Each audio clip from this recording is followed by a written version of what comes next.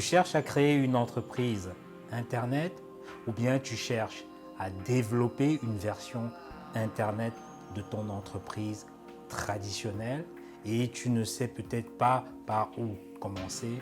Écoute, je te comprends.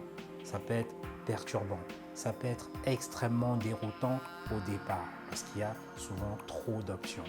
Écoute, dans cette vidéo, je vais partager avec toi 3 questions fondamentales que tu dois te poser si tu veux créer une entreprise Internet.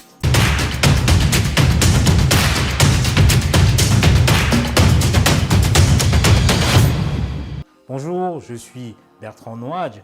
J'aide les entrepreneurs à gagner beaucoup plus d'argent grâce aux techniques de vente et au marketing digital. Parce que je suis convaincu que la vente, c'est la compétence la plus puissante au sein d'une entreprise. Tu peux avoir le meilleur produit au monde, mais si tu ne sais pas le vendre, forcément ton projet sera voué à l'échec.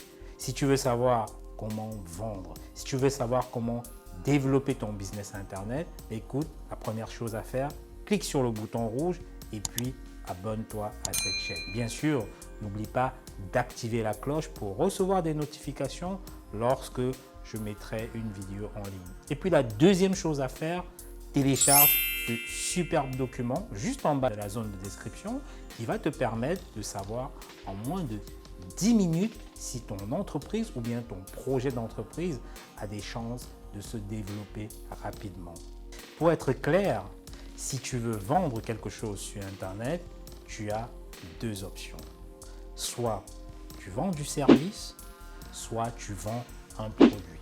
Quand tu vends un service, tu vends quelque part ta connaissance, tu vends ton savoir. Ça peut être par exemple du coaching, ça peut être du consulting, ça peut être des formations également. Et quand tu vends un produit, tu vends quelque chose plutôt de tangible, de palpable. Ça peut être quoi? Un sac, ça peut être des vêtements ou toute autre chose. Donc avant de créer une entreprise sur Internet, il y a 3 questions fondamentales que tu dois te poser. La première, c'est est-ce que mon produit ou est-ce que mon service est vivement recherché? Est-ce qu'il y a des gens qui recherchent la solution que j'ai à leur proposer? Ça, c'est super important. Parce que si ton produit, par exemple, n'est recherché que par 1000, 2000 personnes, tu vois que ton marché il est restreint et donc ton plafond il sera rapidement atteint. Mais comment est-ce que tu sais ce que les gens veulent? Oui, parce qu'il faut que tu saches ce que tes potentiels clients recherchent. Parce que si tu te fies simplement à ton instinct, écoute, ça risque de te jouer des mauvais tours. Si tu te fies également à l'avis, par exemple, de ta femme ou bien de tes amis, de tes collègues, c'est une bonne chose, mais ça n'est pas suffisant. Donc, ce que tu dois faire de manière pratique, c'est de checker. Tu regardes sur Internet les mots-clés de ton produit et tu peux voir si ce produit est activement recherché en ligne. Oui, parce que si ce produit est recherché en ligne, tu as de fortes chances que c'est un produit qui va se vendre. Si le produit que tu veux vendre, imaginons, c'est par exemple des parapluies, tu as des outils comme Google Trends. D'ailleurs, tu en as beaucoup d'autres en fait. Ce sont des outils qui te permettent de savoir par région et à quel mois de l'année les parapluies sont par exemple demandés. Parce que c'est plus facile de vendre quelque chose où il y a déjà de la demande. Et puis de l'autre côté, c'est beaucoup plus difficile de vendre un produit qui n'est pas demandé. Parce qu'il faut que tu puisses convaincre encore les gens. Il faut que tu évangélises en fait les gens avant qu'ils ne daignent même prêter juste une petite attention à ton produit ou à ton service. Et tu sais que ça a un coût. Ça a un coût que tu ne peux pas supporter lorsque tu débutes une entreprise. Oui, parce qu'il faut faire du marketing. Et si c'est un produit qui n'est pas connu, qui n'est pas demandé, tu vas te retrouver à débourser beaucoup trop d'argent. Donc c'est beaucoup trop lourd, surtout quand il s'agit de lancer un nouveau produit ou de lancer un nouveau business. La deuxième question que tu dois te poser avant de créer une entreprise Internet, c'est quelle est ma marge? Est-ce que ma marge, elle est plutôt basse? Est-ce que j'ai une marge plutôt élevée? Parce que imagine, tu as un produit que tu vends par exemple, disons, à 20 euros. Et il t'a coûté 15 euros pour le créer, pour le concevoir. Bah écoute, tu n'auras que 5 euros de marge.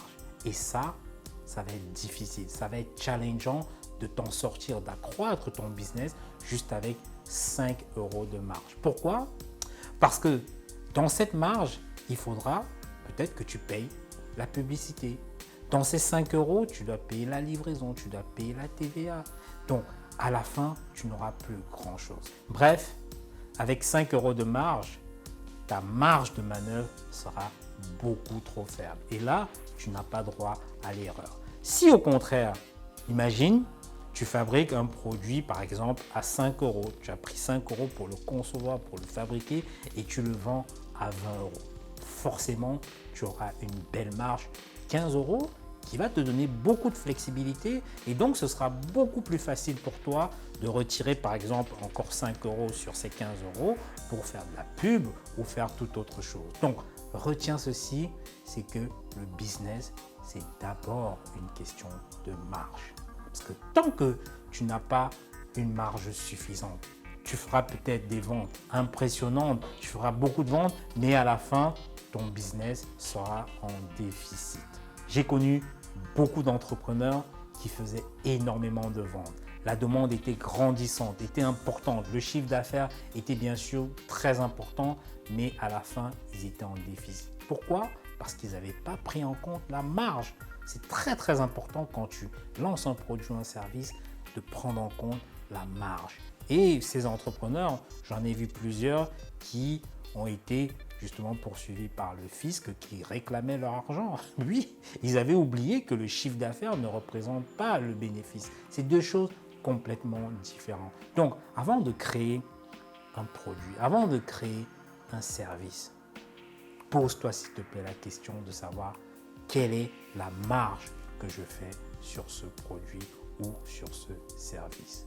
Donc, avant que je ne continue d'ailleurs, écoute, mets un stop et puis abonne-toi à cette chaîne et surtout active la cloche pour recevoir des notifications. Comme je le dis toujours, tout ce que tu ne sais pas aujourd'hui te coûtera beaucoup plus cher demain. Donc, abonne-toi d'abord à cette chaîne.